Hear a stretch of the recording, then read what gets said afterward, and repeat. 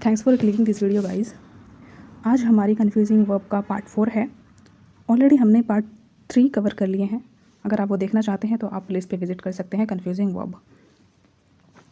आज हम ऐसी कन्फ्यूजिंग वर्ब स्टार्ट करने वाले हैं, उनको समझेंगे जो डेली लाइफ कॉन्वर्सेशन के पॉइंट ऑफ व्यू से बहुत ज़्यादा ज़रूरी है।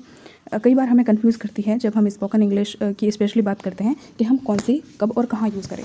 तो आज हम ऐसे ही कन्फ्यूजिंग वर्ब है उनको समझने वाले हैं, उनका बेसिकली यूज़ देखेंगे इंग्लिश स्पीकिंग के पॉइंट ऑफ व्यू से कि कब हम उनको कहाँ और कैसे यूज़ करें।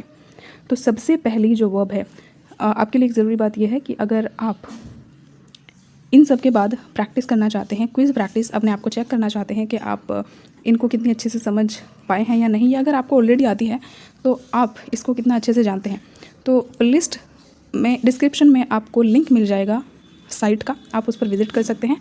वहाँ पर आपको क्विज़ प्रैक्टिस मिलेंगी। अब वो प्रैक्टिस कीजिए, अपने आंसर को चेक कीजिए और कमेंट में ज़रूर बताइए कि आपको पहले से आता था या आपने इसको अभी सीखा है।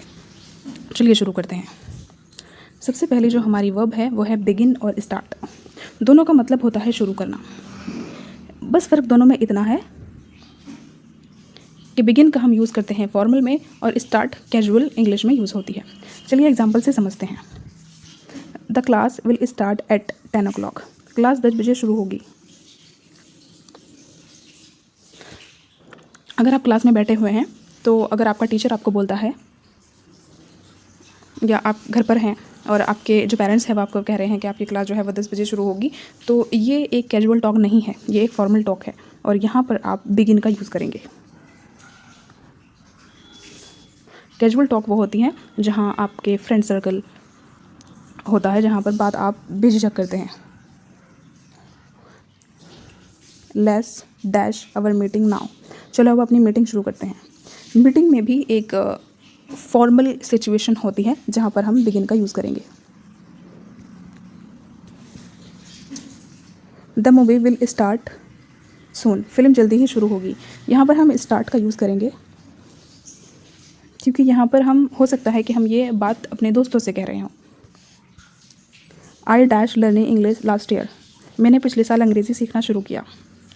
ये बात आप किसी को बता रहे हैं, मान लो कि आप अपने दोस्त को बता रहे हैं, तो आप स्टार्ट का यूज़ करेंगे। तो यहाँ पर आप सेंटेंस के हिसाब से स्टार्टेड का यूज़ करेंगे क्योंकि आपने इस बात को पास्ट में कहा है।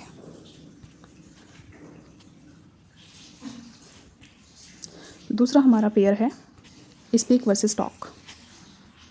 स्पीक का मतलब बोलना फॉर्मल सिचुएशन में या लैंग्वेज के लिए, टॉक मतलब बात करना इनफॉर्मल सिचुएशन में।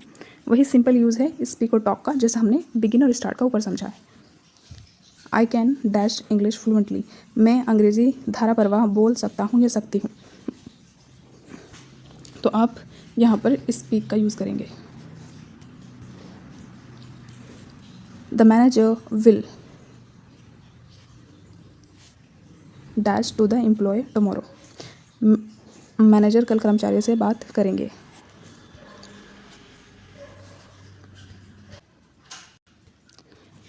यहाँ पर हम टॉक को लाएंगे इसीलिए क्योंकि मैनेजर अगर एम्प्लॉय से कहेगा तो ये एक कैजुअल सी बात है, उसको कोई फॉर्मेलिटी पे करने की ज़रूरत नहीं है एम्प्लॉय से बात करने के लिए।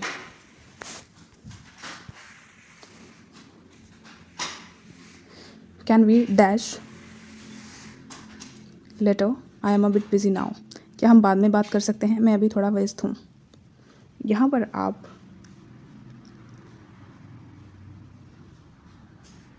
स्पीक का यूज़ करेंगे।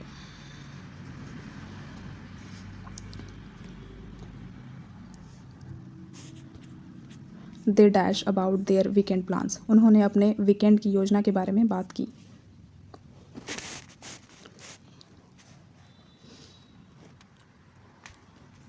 यहाँ पर हम टॉक्ड इसका इस्तेमाल करेंगे। Here versus listen.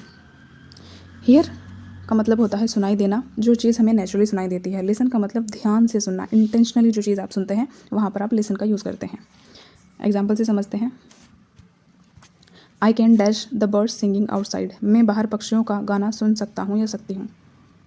तो जो पक्षी बोलते हैं उनकी आवाज़ आपको नेचुरली आती है, आप उनको कोई इंटेंशनली नहीं सुनते हैं, तो आप यहाँ पर हेयर का यूज़ करेंगे।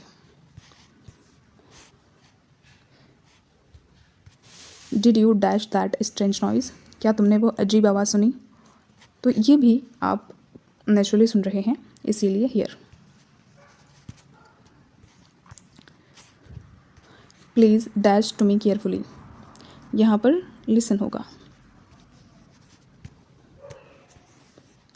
क्योंकि केयरफुली आपने ऑलरेडी बता दिया है कि कुछ ध्यान से सुनने की बात हो रही है। I always dash to music while studying, मैं पढ़ाई करते समय हमेशा संगीत सुनता हूँ या सुनती हूँ। तो यहाँ पर आप ये काम इंटेंशनली कर रहे हैं, इसीलिए listen.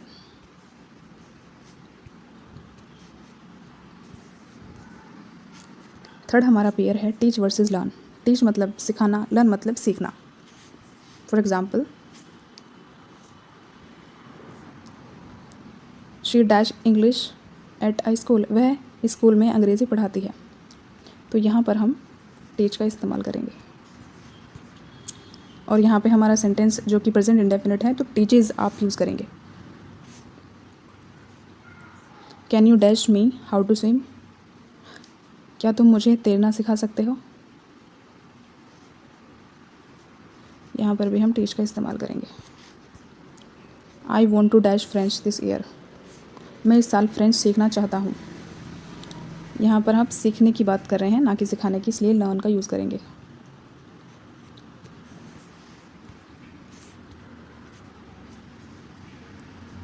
We dash from our mistakes, हम अपनी गलतियों से सीखते हैं। यहाँ पर भी आप लर्न का यूज़ करेंगे।